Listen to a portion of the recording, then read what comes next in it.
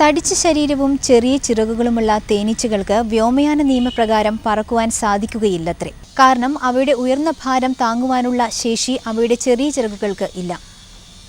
എന്നാൽ തടിച്ച ശരീരവും ചെറിയ ചിറകുകളുമായി നമുക്ക് ചുറ്റും തേനീച്ചകൾ പാറി നടക്കുന്നത് നാം കാണുന്നു. ആധുനിക ശാസ്ത്രത്തിന് അജ്ഞാതമായൊരു എഞ്ചിനീയറിംഗ് ആണ് അവയുടെ ചലന നിയമങ്ങളെ നിർണ്ണയിച്ചിരിക്കുന്നത്.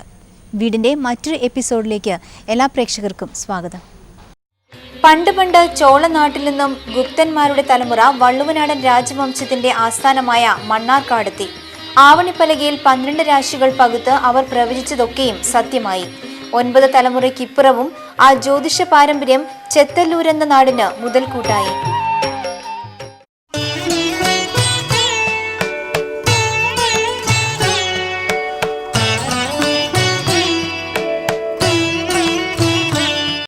പാലക്കാട് പെരിന്തൽമണ്ണ റോഡിൽ കരിങ്കല്ലത്താണിയിൽ നിന്നും 5 കിലോമീറ്റർ മാറി ഒരു ചെറിയ ബസ് സ്റ്റോപ്പുണ്ട്.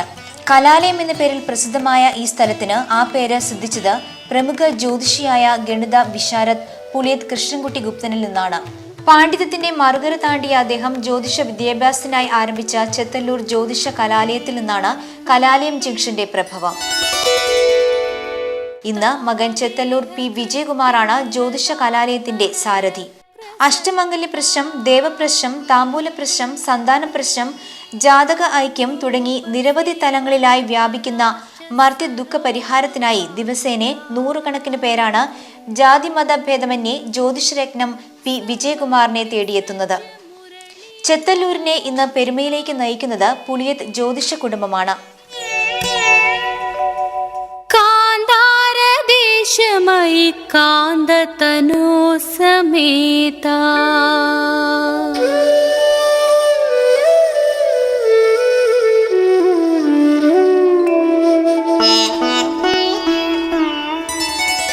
മന്ത്രം മനനം ചെയ്ത് മാനവസേവ ധർമ്മമാക്കിയ ഈ കുടുംബത്തിലെ 9ാമത് തലമുറയിലെ അംഗമായ ശ്രീ വിജയകുമാറാണ് ഇന്ന് ഈ നാടിന്റെ ജീവനാഡി. വേണു പ്രണാദമുപകർണ്യ കൃതാർത്ഥഭൂഷാ ത്വാമാഗതാ നനു തഥൈവ വിഭൂഷിതാഭ്യാ. അനവധി പുരാവൃത്തങ്ങളാൽ ചുറ്റപ്പെട്ട ഒരു ദേശമാണ് ചെത്തല്ലൂർ. പറയിപ്പറ്റ പന്തിരുകുലത്തിലെ നാരായണത്ത് ഭ്രാന്തൻ കളിച്ചു വളർന്ന ഇല്ലമായ നാരായണത്ത് മന ചെത്തല്ലൂരിലാണ് സ്ഥിതി ചെയ്യുന്നത്. നാഗകന്യകയുടെ പ്രതിഷ്ഠയുള്ള അത്തിപ്പറ്റ മനയും ഇവിടെയാകുന്നു.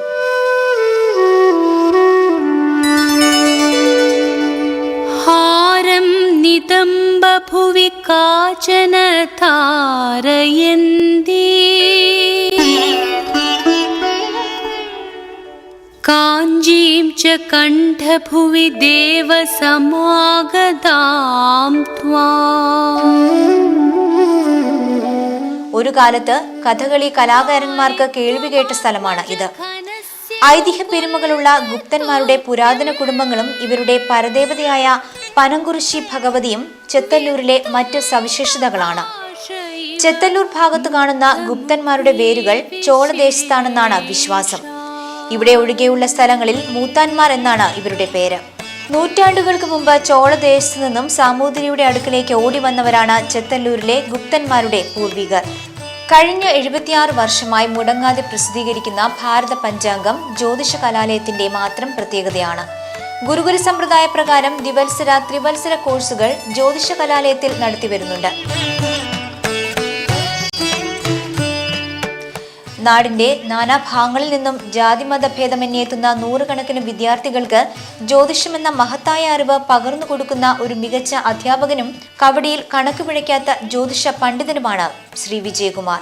പാലക്കാടിന് പുറമെ ചെന്നൈ എക്സ്പ്രസ് അവന്യൂവിലും മുംബൈ മാട്ടുങ്കലിലും ഇദ്ദേഹത്തിന് ഓഫീസുകളുണ്ട്.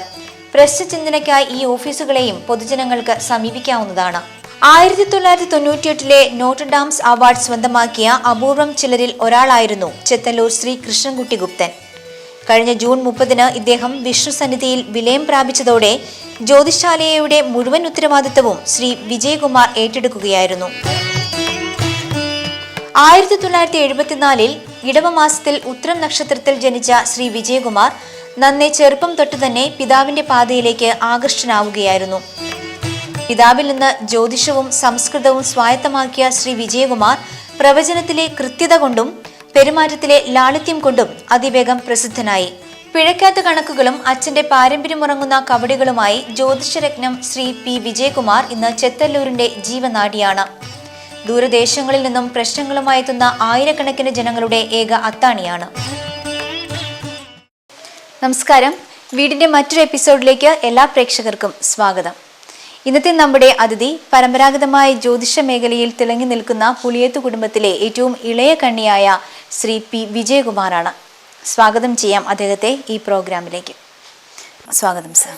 വളരെയധികം ജ്യോതിഷ മേഖലയിൽ കുടുംബപരമായി വളരെയധികം പാരമ്പര്യമുള്ളൊരു കുടുംബത്തിലെ ഏറ്റവും ഇളയ ഒരു കണ്ണിയാണ് താങ്കൾ. ധാരാളം അനുഭവ സമ്പത്തുണ്ടാവുക ഈ മേഖലയിൽ കണ്ടും കേട്ടും പഠിക്കാനുമുള്ള അവസരങ്ങളുമൊക്കെ വളരെയധികം ധാരാളമായി താങ്കൾക്ക് ലഭിച്ചിട്ടുണ്ടാവാം. യഥാർത്ഥത്തിൽ ജ്യോതിശാസ്ത്രവും ജ്യോതിഷവും തമ്മിലുള്ളൊരു വ്യത്യാസം എന്താണ്? ഒന്ന് വിവരിക്കാമോ? ജ്യോതിഷം എന്ന് പറയുന്നത്, ജ്യോതിസ് എന്ന് പറഞ്ഞാൽ അതിൻ്റെ അർത്ഥം വെളിച്ചം എന്നാണ്. ഷം എന്ന് പറഞ്ഞത് വീഴ്ത്തുന്നത് എന്ന അർത്ഥമുണ്ട്. അപ്പോൾ വെളിച്ചത്തെ വീഴ്ത്തുന്നത് അല്ലെങ്കിൽ വെളിച്ചത്തെ ഉണ്ടാക്കുന്നത് എന്നാണ് ജ്യോതിഷം എന്നുള്ള വാക്കിൻ്റെ അർത്ഥം. തമസ പറഞ്ഞ ഇരുട്ടാണ്, ഇരുട്ടിനെ അകറ്റുന്നതാണ് വെളിച്ചം. അപ്പോൾ ഇരുട്ട് എന്ന് പറഞ്ഞാൽ അജ്ഞാനം, അറിവില്ലായ്മ എന്നൊക്കെ അർത്ഥം വരുന്നുണ്ട്. അപ്പോൾ അറിവില്ലായ്മ ഇല്ലാതാക്കുന്നത് അതാണ് ജ്യോതിഷം. അപ്പോൾ നമ്മുടെ ഭാവി കാര്യങ്ങൾ നമുക്ക് അറിവില്ലാത്ത കാര്യങ്ങളാണ്, അതിലേക്ക് വെളിച്ചം വീഴ്ത്തി അതിനെ അറിയിപ്പിച്ചു തരുന്നതാണ് ജ്യോതിഷം എന്ന വാക്കിൻ്റെ അർത്ഥം. ജ്യോതിശാസ്ത്രം അതും തമ്മിലൊരു വ്യത്യാസം എന്താണ്? ജ്യോതിശാസ്ത്രം എന്ന് പറഞ്ഞാൽ ജ്യോതിഷത്തിൻ്റെ ബേസിക്കാണ്. നക്ഷത്രങ്ങൾ ഗ്രഹങ്ങളൊക്കെ പ്രതിപാദിച്ചതാണ് ജ്യോതിശാസ്ത്രം. അപ്പോൾ ജ്യോതിഷത്തിൻ്റെ ബേസിക്കാണ് ജ്യോതിശാസ്ത്രം എന്ന് പറയാം. ജ്യോതിശാസ്ത്രത്തിന് ഉപയോഗപ്പെടുത്തുന്ന ഗ്രഹങ്ങളുടെ സ്ഥാനങ്ങൾ, അവർ സഞ്ചരിക്കുന്ന സഞ്ചാരപഥങ്ങൾ, രാശികൾ എന്നിങ്ങനെയൊക്കെ കണ്ടുപിടിക്കാൻ വേണ്ടിയിട്ട് ജ്യോതിഷം ഉപയോഗപ്പെടുത്തുന്നു. ജ്യോതിഷത്തിൻ്റെ ഫണ്ടമെൻ്റൽ ജ്യോതിശാസ്ത്രം എന്ന് പറയാം. അപ്ലിക്കേഷൻ, അതായത് അതിൻ്റെ ഫലം പറയുന്നത് ജ്യോതിഷം. അപ്പോൾ ജ്യോതിഷം എന്ന് പറഞ്ഞാൽ ഇരുട്ടിനെ അകറ്റുന്നത്, വെളിച്ചത്തെ ഉളവാക്കുന്നത് എന്നുള്ളതാണെന്ന് പറഞ്ഞു. എന്നാൽ ജ്യോതിശാസ്ത്രം എന്താണ്? വെളിച്ചത്തെ നൽകുന്നത്, ഇരുട്ടിനെ അകറ്റുന്നത്. ഓരോ നാളുകാർക്കും അവരുടെ ആ ഒരു ശാരീരിക രീതിയിലും മാനസികമായ രീതിയിലും മുഖത്ത് പോലും ആ ഒരു നാളുകളുടെ പ്രത്യേകതകൾ ഓരോ നാളുകളുടെയും വ്യത്യാസപ്പെട്ടിരിക്കുമെന്ന് കേട്ടിട്ടുണ്ട്. അത് എത്രമാത്രം ശരിയാണ്? പിന്നെ 27 നക്ഷത്രങ്ങൾ പിന്നെ ജ്യോതിഷത്തിൽ പ്രതിപാദിച്ചിട്ടുണ്ട്. അശ്വതി, ഭരണി മുതൽ രേവതി വരെയുള്ള 27 നക്ഷത്രങ്ങളാണ്. അതിൽ അശ്വതിയും ഭരണിയും കാർത്തികയുടെ 1-ാം പാദമാണ് മേടം രാശിയുടെ ഭാഗം. അപ്പോൾ ആ മേടൻ രാശിയുടെയും അശ്വതി നാളിൻ്റെയും ഫലം പിന്നെ ചേർന്നതാണ് അശ്വതി നാള്. അപ്പോൾ അശ്വതി നക്ഷത്രം ദേവഗണം എന്നാണ് അശ്വതി നാൾ. അപ്പോൾ ആ ദേവഗണത്തിൽ ജനിച്ച ആൾക്കാർക്ക് ദേവന്മാരുടേതായ സൗമ്യഭാവം, പിന്നെ ഈശ്വരവിശ്വാസം, സൽക്കർമ്മങ്ങളോടുള്ള ആസക്തി, ഇതൊക്കെ അശ്വതി ദേവനക്ഷത്രങ്ങളിലെ ആൾക്കാർക്ക് വർദ്ധിച്ചിരിക്കും. അസുര നക്ഷത്രക്കാരായി ജനിച്ച ആൾക്കാർക്ക് കുറച്ചുകൂടി ശൂര സ്വഭാവം, മുൻകോപം, പിന്നെ ക്രൗര്യ സ്വഭാവം, പാപകർമ്മങ്ങളുടെ ആസക്തി, ഇതൊക്കെ സാധാരണഗതിയിൽ വർദ്ധിച്ചിരിക്കും. അങ്ങനെ നമുക്ക് ആ നക്ഷത്രത്തിൻ്റെ ഗണങ്ങളെ കൊണ്ട് തന്നെ നമുക്ക് അവരുടെ വ്യത്യാസം അവരുടെ ജീവിതത്തിലും സ്വഭാവത്തിലും നമുക്ക് കാണാൻ സാധിക്കും. അപ്പോൾ ജനിച്ച സമയത്തുണ്ടാവുന്ന ഒരു ദോഷം കൊണ്ടാണോ അവരനുഭവിക്കുന്ന ഓരോ വ്യാധികളും ദുഃഖങ്ങളും എല്ലാം അവരുടെ ജന്മദോഷം കൊണ്ടാണോ, സമയദോഷം കൊണ്ടാണോ? ജനിച്ച സമയത്തിന് അശ്വതി മകം മൂലം രേവതി ആയിലും കേട്ട ഈ 4 നക്ഷത്രക്കാർക്ക് പാദദോഷം എന്ന ജ്യോതിഷത്തിൽ പ്രത്യേകം എടുത്ത് പറഞ്ഞിട്ടുള്ള സംഗതിയാണ്. പിന്നെ ഗണ്ഡാന്ത സമയം, ഈ വക സമയങ്ങളിൽ ജനിച്ചു കഴിഞ്ഞാൽ ചില പ്രത്യേക ദോഷങ്ങൾ കാരണമായിട്ട് അവർക്കും അവരുടെ തറവാട്ടിലും ചില ദോഷങ്ങൾ വരുന്ന ജ്യോതിഷാചാര്യന്മാർ പറഞ്ഞിട്ടുണ്ട്. അങ്ങനെ ജനിക്കുന്ന കുട്ടികൾക്ക് അതിൻ്റെതായ പ്രായശ്ചിത്തങ്ങളും പ്രതിവിധി യഥാകാലത്ത് ചെയ്തു കൊണ്ടാൽ ആ ദോഷത്തിൽ നിന്ന് നമുക്ക് മുക്തി നേടാം. ആ തറവാട്ടിലത്തും ആ ദോഷങ്ങൾ അനുഭവിക്കാതെ നമുക്കതിൽ നിന്ന് രക്ഷപ്പെടാൻ സാധിക്കും. അതിൻ്റെ പ്രതിവിധികളും പ്രായശ്ചിത്തങ്ങളും പറഞ്ഞു വെച്ചിട്ടുണ്ട്. അതൊരു ഭയപ്പെടേണ്ട വിഷയങ്ങളൊന്നുമല്ല. അത് നമുക്കത് പരിഹാരങ്ങളെ കൊണ്ട് പ്രായശ്ചിത്തങ്ങൾ, ഈശ്വരാരാധനയൊക്കെ ചെയ്തു കഴിഞ്ഞാൽ ആ ദോഷങ്ങളൊക്കെ നമുക്ക് നീക്കാവുന്നതേ ഉള്ളൂ. പലപ്പോഴും പല ജ്യോതിഷികളെയും നമ്മൾ സമീപിക്കുമ്പോൾ പ്രശ്നപരിഹാരത്തിനായിട്ട് മന്ത്രജപങ്ങൾ നിർദ്ദേശിക്കാറുണ്ട്. ഈ മന്ത്രജപങ്ങൾ നമ്മുടെ ശരീരത്തെ അല്ലെങ്കിൽ നമ്മുടെ മനസ്സിനെയൊക്കെ എത്രമാത്രമാണ് സ്വാധീനിക്കുന്നുണ്ട്? പിന്നെ എല്ലാ മന്ത്രങ്ങൾക്കും അതിൻ്റെതായ ശക്തിയുണ്ട്. പിന്നെ സ്തോത്രങ്ങളാണ് അധികം. നമുക്ക് ഈ കലികാലത്ത് ജപിക്കേണ്ടതൊക്കെ നാമപാരായണങ്ങൾ നടത്തുന്നതാണ് കലികാലത്തിൽ പറഞ്ഞിട്ടുള്ളത്. മന്ത്രങ്ങൾക്ക് ശക്തി ബീജാക്ഷരങ്ങൾ ഉൾപ്പെട്ടതാണ് മന്ത്രങ്ങൾ ചൊല്ലുന്നതിന് പിന്നെ എല്ലാവർക്കും സാധാരണ മനുഷ്യന്മാർക്ക് സാധിക്കുന്നതല്ല. സ്തോത്രങ്ങൾ ജപിക്കാം.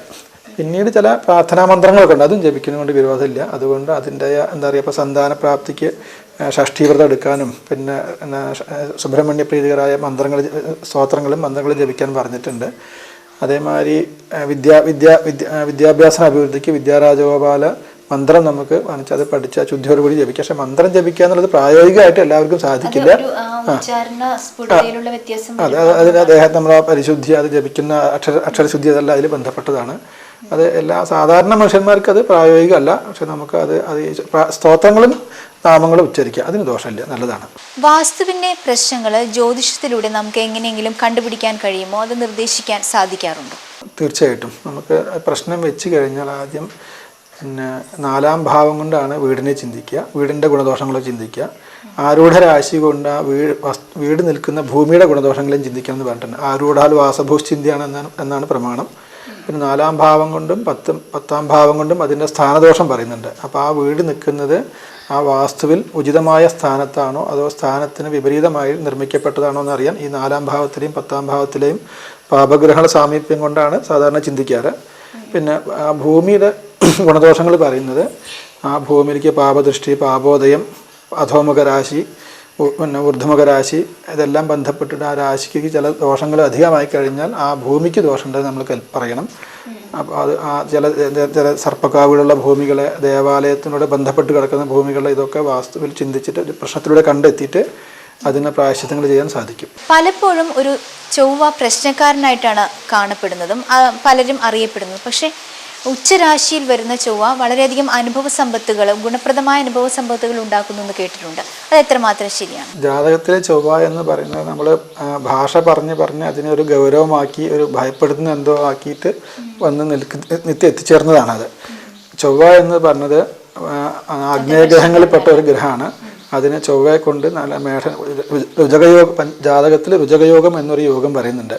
അതിൽ ചൊവ്വ പിന്നെ ലഗ്നത്തിൻ്റെ കേന്ദ്ര ഉച്ചസ്ഥാനം സ്വക്ഷേത്രം എന്ന രാശികളിൽ നിന്നാൽ എല്ലാവിധ ഐശ്വര്യങ്ങളോടും വളരെ കാലം ദീർഘകാലം ജീവിക്കുന്ന ഉത്സാഹം ഉണ്ടാവും, ശൗര്യം ഉണ്ടാവും, രാജാവിന് തുല്യനായി തീരുന്നൊക്കെ ചൊവ്വയെ കൊണ്ട് പറഞ്ഞിട്ടുണ്ട്.